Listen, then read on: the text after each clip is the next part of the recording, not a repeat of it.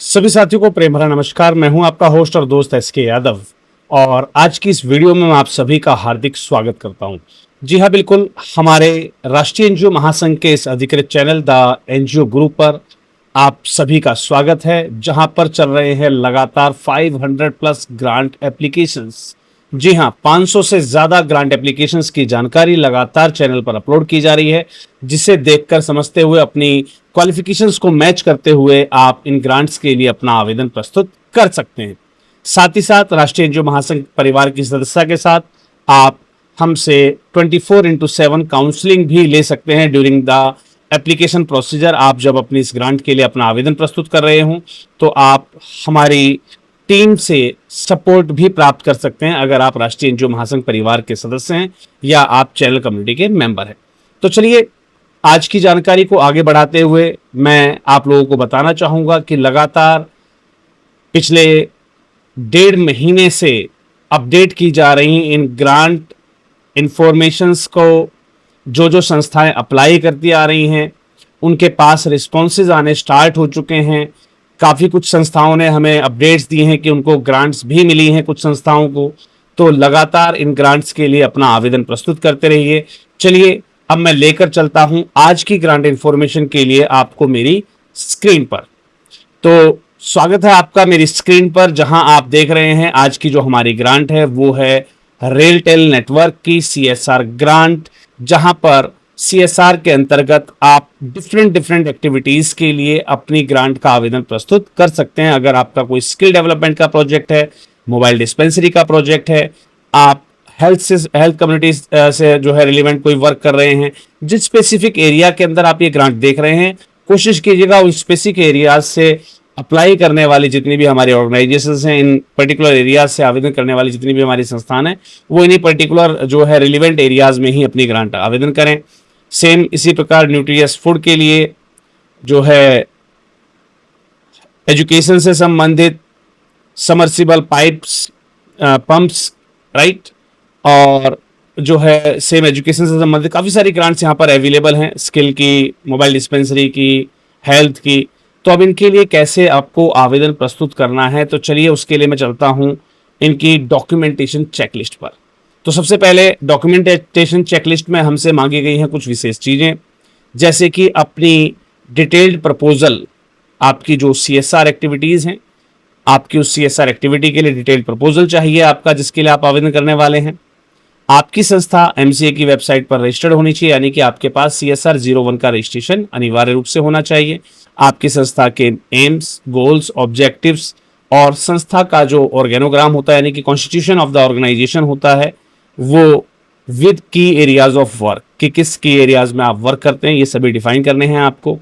आपके पास income tax exemption से संबंधित जो भी सर्टिफिकेट्स हैं, 12A, ATG या प्रिया 35AC की परमिशन वगैरह, वो साथ में आपको लगानी है, जहां पर सर्टिफिकेशन के साथ साथ आपको वैलिडेशन ऑफ द सर्टिफिकेट भी आपको जो है अटैच करना होगा। साथ ही साथ संस्था के रजिस्ट्रेशन की कॉपी या फिर आपकी जो ट्रस्ट डीड है वो आपको साथ में अटैच करनी है। आपने जो भी गवर्नमेंट एजेंसी से रजिस्ट्रेशन लिया हुआ है, अगर कोई एडिशनल, तो वो आप साथ में अटैच कर सकते हैं।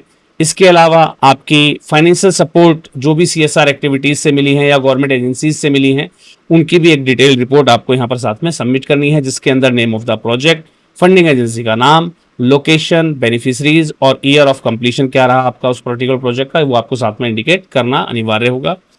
आपको संबंधित एरिया में सिमिलर प्रोजेक्ट आपने कौन से कंप्लीट कर रखे हैं ड्यूरिंग लास्ट 3 फाइनेंशियल ईयर्स में, उनकी एक डिटेल लिस्ट आपको देनी होगी, जहां पर आपको कंप्लीशन सर्टिफिकेट जो कि फंडिंग एजेंसी के द्वारा इशू किया गया हो, राइट, PCC यानी कि प्रोजेक्ट कंप्लीशन सर्टिफिकेट, वो आपको साथ में अटैच करना है। साथ ही साथ आपको इम्पैक्ट असेसमेंट की जो है रिपोर्ट आपको प्रोवाइड करनी है, और जो है इसके साथ में प्रोजेक्ट का नाम, फंडिंग एजेंसी, लोकेशन, बेनिफिशरीज और ईयर ऑफ कंप्लीशन की आपको लिस्ट बनाकर देनी है।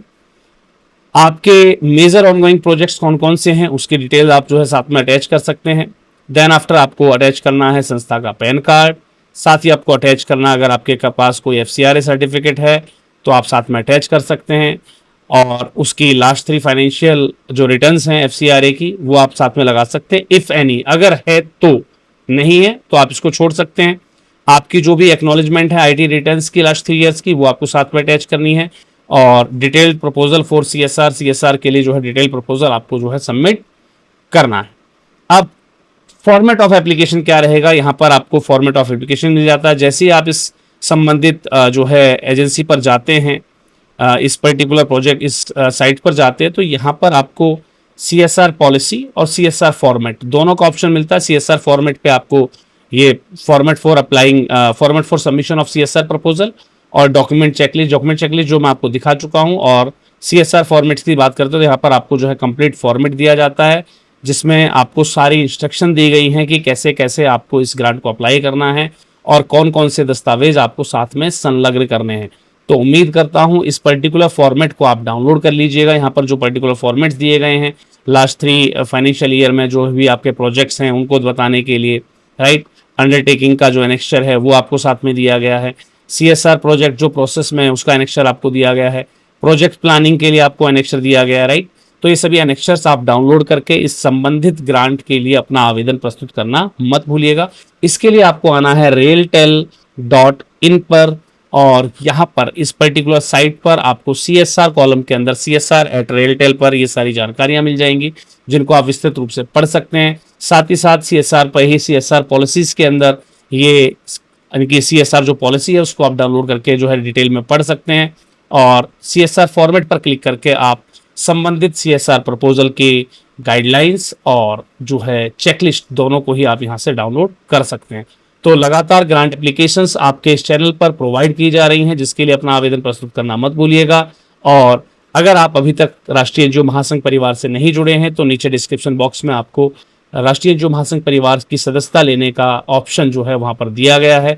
जिन साथियों ने पहली बार चैनल पर वीडियो को देखा है वो उनसे निवेदन है कि चैनल को जो है सब्सक्राइब कर लें और बेल आइकन को प्रेस कर लें, जिससे कि अपकमिंग ग्रांट नोटिफिकेशंस आपको समय से पहले मिलते रहें। चलिए मिलते हैं अगले किसी और वीडियो में नई किसी जानकारी के साथ। तब तक के लिए सभी को जय हिंद, जय भारत, धन्यवाद।